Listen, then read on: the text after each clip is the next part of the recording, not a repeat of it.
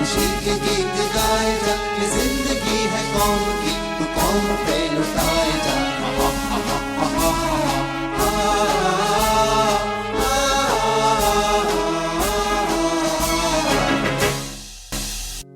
अब तक आपने सुना नेताजी ने अस्थायी सरकार का पूरा खाका तैयार कर लिया था, अपनी टीम के सदस्यों के नाम और अपना घोषणा पत्र तैयार कर लिया था। जापान सरकार सुभाष की जल्दबाजी से हैरान थी, लेकिन नेताजी के बढ़ते कदमों को रोकने को लेकर सख्त नहीं हो रही थी। नेताजी अपने प्रियजनों के साथ सपनों में खोए हुए थे। आजाद हिंद सरकार के शपथ समारोह की साक्षी बनने मेजदा और विभा भाभी सिंगापुर आई थी। खास बात यह थी कि सुभाष की हमसफर एमिली बिटिया के साथ पहुंची थी। नेताजी की नजर बंगले के द्वार पर पड़ी। अब आगे।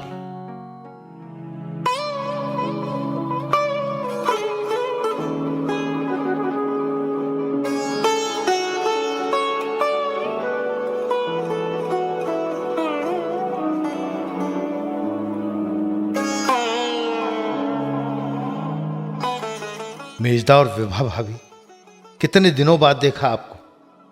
स्वागत है सिंगापुर में। यहां से मैं हिंदुस्तान की आजादी के संकल्प को साकार करने की उड़ान भरने वाला हूं। बिना सूचना के सिंगापुर बता ही दिया होता, फिर हमारे आने का मतलब ही खत्म हो जाता। जिस तरह से तुम आगे बढ़ रहे हो, पूरे हिंदुस्तान को तुम पर नाज है। और आपको? मेरी तो बात ही छोड़ दो। मन प्रफुल्लित है और हृदय आनंदित। विभा भाभी, आप कुछ नहीं कहेंगे? निशब्द हूं सुभाष। अरे, ये पीछे खड़ी महिला कौन है? लगता है जैसे कोई परी हो। अरे, ये तो एमिली है। Welcome Emily. फ्रॉक में मेरी बिटिया अनीता है। आ जाओ, आजा बेटा, मेरे गले लग जा। 2 साल पहले देखा था अपनी नन्ही को, कितनी बड़ी हो गई है मेरी बेटी।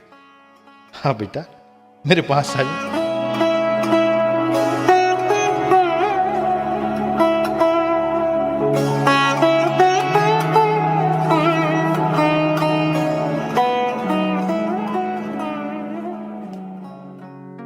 नेताजी की नींद खुली तो उनकी आंखें भर आईं। कहने लगे, चलो सपने में ही सही अपनों से मिल लिया। आज का दिन और सपना कभी नहीं भूलूंगा। आजाद हिंद सरकार के शपथ ग्रहण समारोह की तैयारियां पूरी हो चुकी थी। 21 अक्टूबर 1943 का दिन था। सिंगापुर के कैथे सिनेमा की भव्य इमारत दुल्हन की तरह सजी हुई थी। दुनिया भर से मीडिया वाले पहुंचे थे। पूर्वी एशिया के हिंदुस्तानी स्वातंत्र्य संघ के प्रतिनिधि आए हुए थे। जापान सरकार की ओर से हिकारी किकान और सभी बड़े अफसर मौजूद थे। मध्याह्न 3:45 बजे नेताजी की मोटर समारोह स्थल पर पहुंची। नेताजी जिंदाबाद! नेताजी जिंदाबाद! नेताजी जिंदाबाद! साथियों, मैं अपने मंत्रिमंडल के साथियों के नामों का ऐलान कर रहा हूं। आज अस्थायी सरकार की स्थापना का मौका है। आज वो सपना साकार होने जा रहा है जिसके लिए मैं दूसरे देश की खाक छान रहा था। मेरे मंत्रिमंडल में महिला विभाग मंत्री कैप्टन लक्ष्मी संभालेंगे, अर्थ विभाग कर्नल चटर्जी संभालेंगे, colonel Jagannath Rao Bhonsle, lieutenant colonel Bhagat Singh Gulzar, Anand Mohan Sahay जैसे फौजी मेरी टीम में होंगे। रास बिहारी बोस जी के साथ बैथवी और यलप्पा भी मेरी टीम में होंगे। सबसे पहले आजाद हिंदुस्तान की अस्थायी सरकार के प्रधानमंत्री सुभाष चंद्र बोस शपथ लेंगे। जिंदाबाद! नेताजी जिंदाबाद! नेताजी जिंदाबाद! मैं सुभाष चंद्र बोस परमेश्वर को साक्षी मानकर पवित्र शपथ लेता हूं। हिंदुस्तान और हिंदुस्तान की 38 करोड़ जनता को बंधन मुक्त कराने के लिए मैं अपने जीवन की अंतिम सांस तक स्वतंत्रता के युद्ध के महाकुंड को प्रज्वलित करता रहूंगा। सदा सर्वदा मातृभूमि का विनम्र सेवक बनकर 38 करोड़ भाई बहनों के हितों का संवर्धन करना अपना प्रथम कर्तव्य समझूंगा। सुभाष बाबू जिंदाबाद, सुभाष बाबू जिंदाबाद, सुभाष बाबू जिंदाबाद। चलो विद्रोह का झंडा उठा लो, समय आ गया है आखिरी धावा बोलने का। चलो साम्राज्यवादी अंग्रेजों के अधीन मित्र राष्ट्र के खिलाफ घनघोर संग्राम छेड़ दो। हमारी महान मंगलमय मातृभूमि से दुश्मनों को सदा के लिए निकालकर ही दम लेना है। वक्त आ गया है भारत माता के पांव में पड़ी जंजीरों को तोड़ फेंकने का, आर पार की लड़ाई करने का। जीवन संघर्ष चलता रहेगा। आजाद हिंद फौज जिंदाबाद, जिंदाबाद। आजाद हिंद फौज जिंदाबाद, जिंदाबाद। पूरी दुनिया में जिसकी चर्चा थी, आजाद हिंदुस्तान की वो अस्थायी सरकार आकार ले चुकी थी। ब्रिटिश शासकों तक खबर पहुंच गई थी हिंदुस्तान की आजादी के लिए नेताजी के हुंकार की। नेताजी के निवास पर आजाद हिंदुस्तान की अस्थायी सरकार के मंत्रिमंडल की पहली बैठक बुलाई गई थी। घड़ी में 12 बज रहे थे।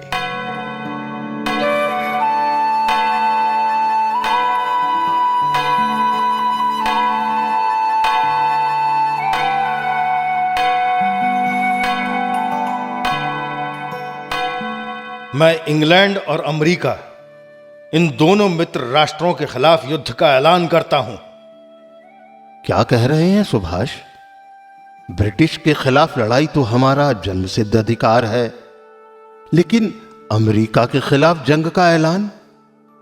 शक्तिशाली अमेरिका जैसे राष्ट्र के खिलाफ संघर्ष सांप की पूंछ पर पैर रखने जैसा है।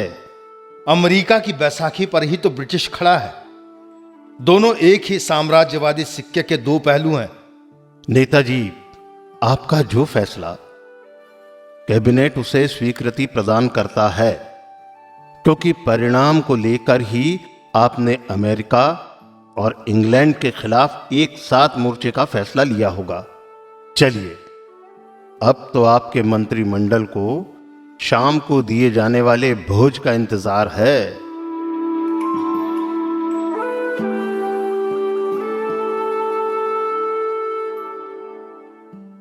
तुमने मंत्रिमंडल की सूची पर हस्ताक्षर कर दिए थे? जी हाँ। जब आयरलैंड में प्रति सरकार स्थापित हुई थी तो अंग्रेजों ने हर मंत्री को गोली मारकर मौत के घाट उतार दिया था।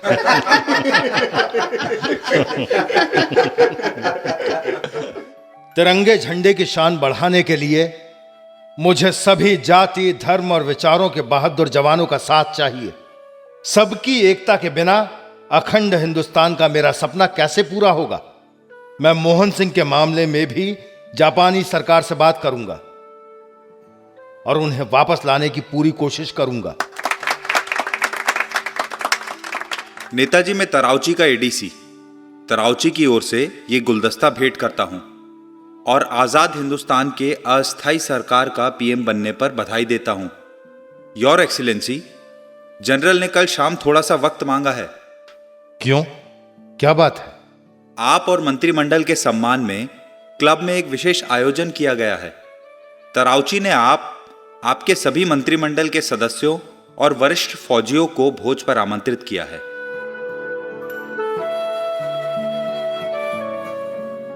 अस्थायी आजाद हिंदुस्तान सरकार के गठन के बाद नेताजी उत्साह से भरे हुए थे। भोजन करते हुए वो बेहद प्रफुल्लित थे। तराउची बेहद आत्मीयता से भरे हुए थे। तभी फौजी आया।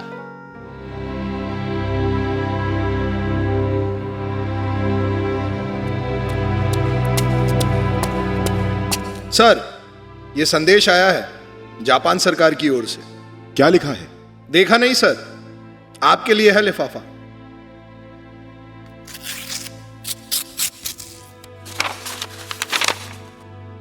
बधाई हो नेताजी। जरा कोने में आइए। ऐसा समाचार सुनाता हूं, आपकी खुशी का ठिकाना नहीं रहेगा। पहेली ना बुझाइए तराउची जी, ऐसा क्या समाचार है जो आप इतने खुश दिख रहे हैं? जो मैं बताने जा रहा हूं, आप वो निप्पो रेडियो पर ही सुन लीजिए। जापान के मंत्रिमंडल ने महान हिंदुस्तानी नेता नेताजी चंद्र बोस की आजाद हिंद सरकार को मान्यता देने का फैसला किया है। प्रधानमंत्री तोजो और सम्राट हिरोहितो ने आजाद हिंद सरकार के प्रधानमंत्री चंद्रा बोस का अभिनंदन किया है। आजाद हिंद सरकार के इस फैसले को मान्यता देने के लिए संसद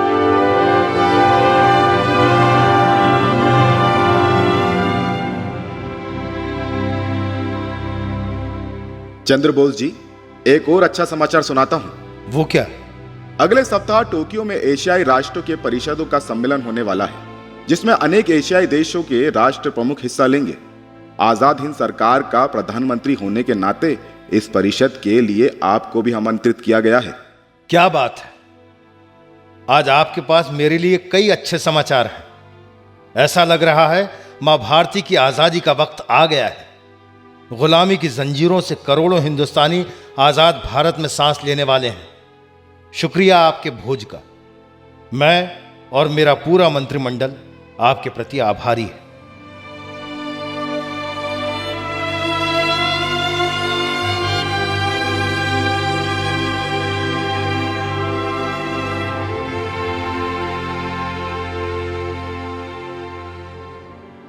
टोक्यो जाने के लिए सीधी विमान सेवा नहीं थी, इसलिए नेताजी का पहला पड़ाव फिलीपींस रहा। यहां उनकी आवभगत फिलीपींस के राष्ट्र प्रमुख डॉक्टर लोस लॉरेल स्वयं कर रहे थे। दूसरे दिन विमान को टोक्यो जाते समय 2 दिन ईंधन भरने के लिए रुकना पड़ा। नेताजी को रात के समय फार्मोसा के माइपेई द्वीप पर रुकना पड़ा। टोक्यो विमानतल पर नेताजी का स्वागत जापान के विदेश मंत्री शिगेमित्सु ने किया। आजाद हिंद सरकार बनने के बाद पहली बार नेताजी जापान की धरती पर पहुंचे थे।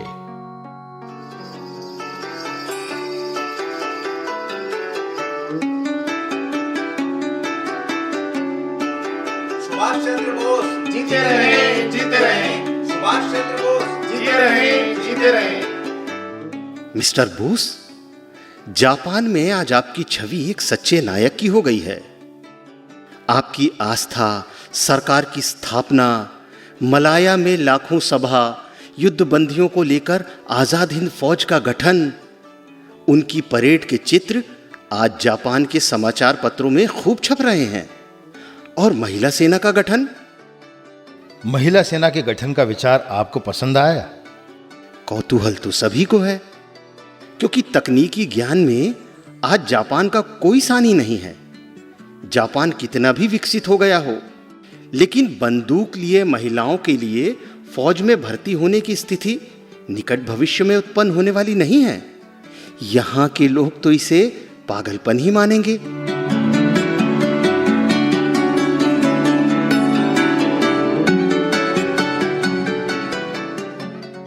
टोक्यो में प्रवेश करते हुए नेताजी बेहद प्रसन्न थे। अस्थायी सरकार के गठन को जापान सरकार ने मान्यता तो दे ही दी थी। खुद प्रधानमंत्री तोजो ने संसद के 83वें विशेष अधिवेशन में इस आशय की घोषणा भी कर दी थी। जापान के अलावा उनकी सरकार को जर्मनी, इटली, ब्रह्मदेव, मांचुकियो और फिलीपींस समेत 9 राष्ट्रों की मान्यता मिल गई थी। वृहद एशिया परिषद में तो नेताजी को हिस्सा लेना ही था। साथ ही जनरल तोजो से हिंकारी किकान द्वारा उठाए गए मुद्दों, आर्थिक उलझनों और सर्वाधिक महत्वपूर्ण इम्फाल की निर्णायक लड़ाई जैसे मुद्दों पर बात करनी थी। परिषद की बैठक से पहले सुभाष प्रधानमंत्री तोजो से उनके निवास पर मिले। महोदय, अक्टूबर का महीना चला है और अधिक समय गंवाना ठीक नहीं होगा। मिस्टर चंद्रा बोस, मुझे इसका पूरा एहसास है। आसाम में मूसलाधार बारिश शुरू होने से पहले ही अभियान पूरा हो जाना चाहिए। मित्र राष्ट्रों की गतिविधियों की पूरी जानकारी है मुझे।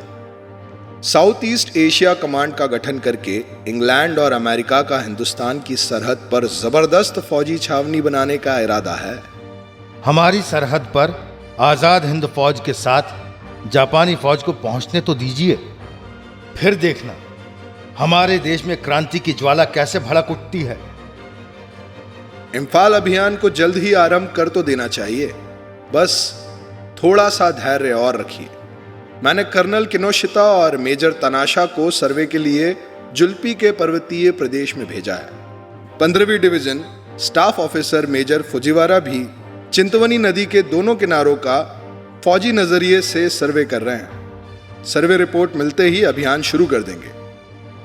इंफाल अभियान को लेकर मैं भी आपसे कम उत्सुक नहीं हूं। महोदय, मैंने सुना है अमेरिकी वायुसेना का एक सशक्त बेड़ा अंग्रेजों की मदद के लिए आने वाला है। प्रतिशोध की आग में जल रहे चर्चिल और माउंटबेटन किसी भी स्तर पर जा सकते हैं। फील्ड मार्शल तेराउची और कवाबे से तो आप संपर्क में हैं ना? हाँ, मैं संपर्क में हूं। मिस्टर तोजो, आपके कुछ सैन्य अधिकारियों के मन में यह विचार है कि जब हमारी आज़ाद हिंद फौज इंफाल अभियान पर जाए तो उसकी छोटी छोटी टुकड़ी बनाकर उन्हें केवल संदेश लाने ले जाने या रसद पहुंचाने का काम दिया जाए। परंतु निवेदन है कि आप उनके विचार का समर्थन ना करें। आपकी मातृभूमि के लिए हमारे फौजी अपनी जान न्यौछावर करने के लिए तैयार हैं और जापानी फौज के साथ कंधे से कंधा मिलाकर लड़ने को आतुर है मान्यवर। मिस्टर सुभाष, आप अपना विचार बताइए, आप चाहते क्या हैं? 3 भरे पूरे डिवीजन, 20,000 फौजी मौत से 2-2 हाथ करने का इंतजार कर रहे हैं।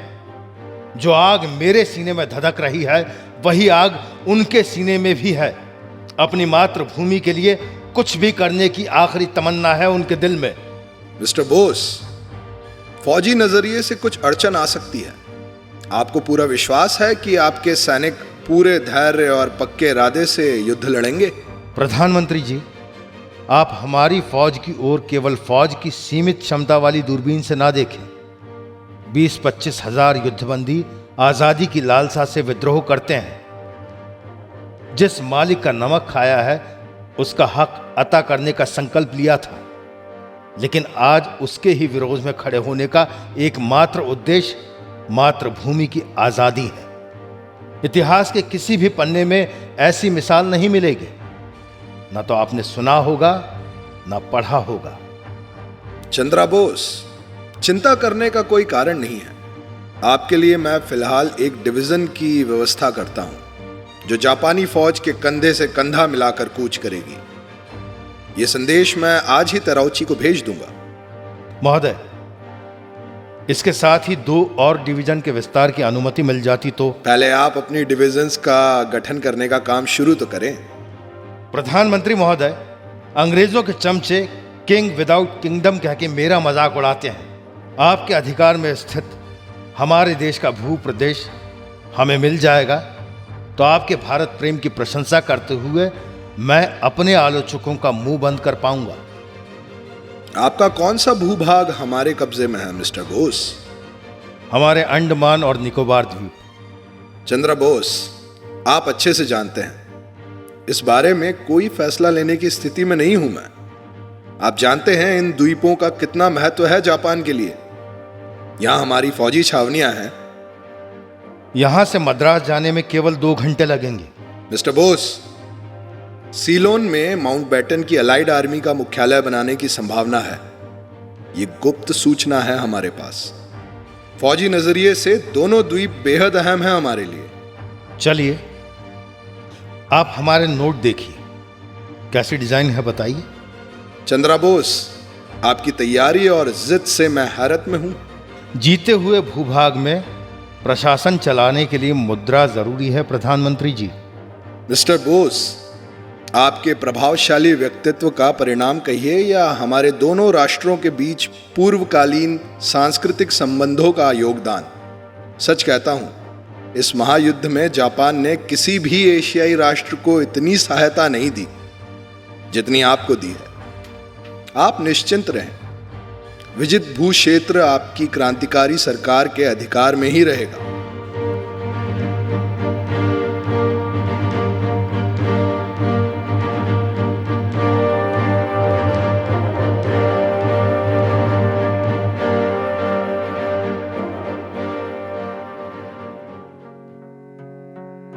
नवंबर 1943 को वृहद परिषद का कामकाज शुरू हुआ।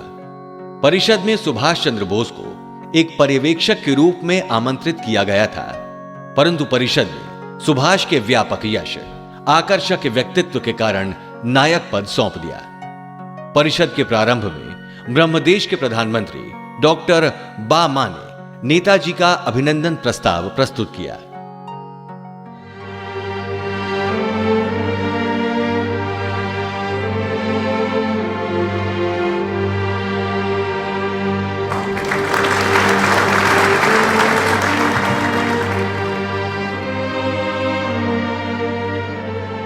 जो सुभाष चंद्र बोस नाम के असाधारण व्यक्ति को जानते हैं उनके लिए कुछ अधिक कहना आवश्यक नहीं है।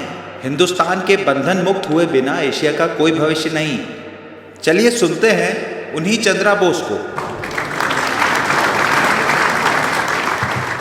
द्वितीय विश्व युद्ध के इस दुर्लभ अवसर को यदि हमने हाथ से निकल जाने दिया तो हमें अपनी आज़ादी के लिए 100 साल और इंतज़ार करना पड़ेगा। लेकिन आज परमात्मा और समय हमारे पक्ष में है। मेरी सरकार ने चलो दिल्ली का नारा दिया है। हिंदुस्तान को गुलामी की जंजीरों से मुक्त करने मेरी आज़ाद हिंद फौज और आज़ाद हिंदुस्तान सरकार कटिबद्ध है। आज अपने सारे मतभेद एक तरफ करके सारी हिंदुस्तानी जनता चंद्रा बोस के झंडे के नीचे एकजुट हो गई है। चंद्रा बोस की ओर हमारे द्वारा बढ़ाए गए दोस्ती के हाथ वापस खींचने का सवाल ही नहीं होता। सिलोन में अंग्रेजों का फौजी मुख्यालय स्थापित होने की गुप्त सूचना हमें मिली है। तब भी चंद्रा बोस की मांग और स्वतंत्रता की लालसा का हम आदर करते हैं। जापान सरकार अंडमान निकोबार दोनों द्वीपों को आजाद हिंदुस्तान सरकार के हवाले करने के निर्णय की मैं घोषणा करता हूं।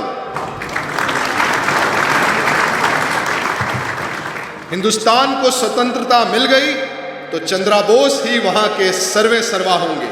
माफ करें योर एक्सीलेंस, मेरे हिंदुस्तान के शिखर में कई महान हस्तियां हैं। यह अधिकार तो हिंदुस्तान की जनता का ही होगा। वो आज़ाद होने के बाद देश चलाने को किसे चुनती है? मैं तो विनम्र सेवक की तरह अपनी मातृभूमि की वंदना करता रहूंगा।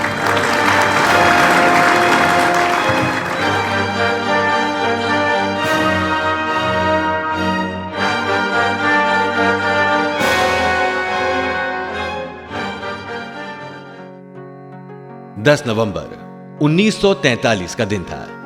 नेताजी की मुलाकात राजमहल में सम्राट हिरोहितो से तय थी। सम्राट ने बोस को राजमहल में आमंत्रित किया था। महल के प्रसिद्ध फोनिक्स हॉल में सम्राट नेताजी से मिले।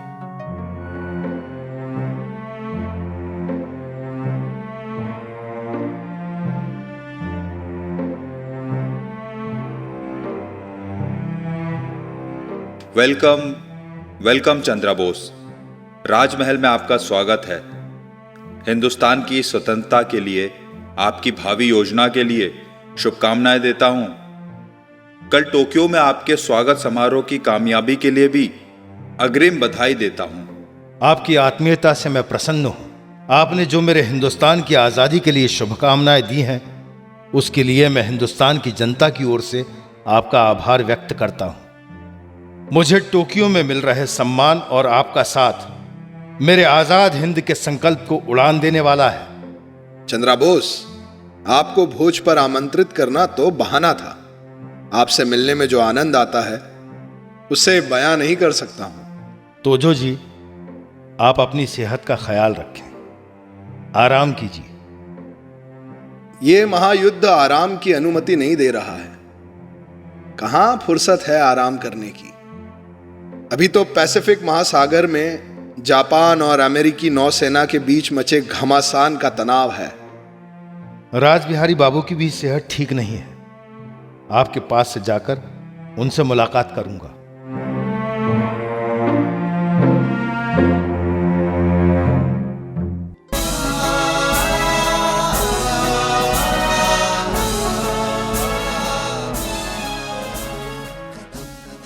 प्रस्तुति स्वराज संस्थान संचालनालय, मध्य प्रदेश शासन संस्कृति विभाग द्वारा।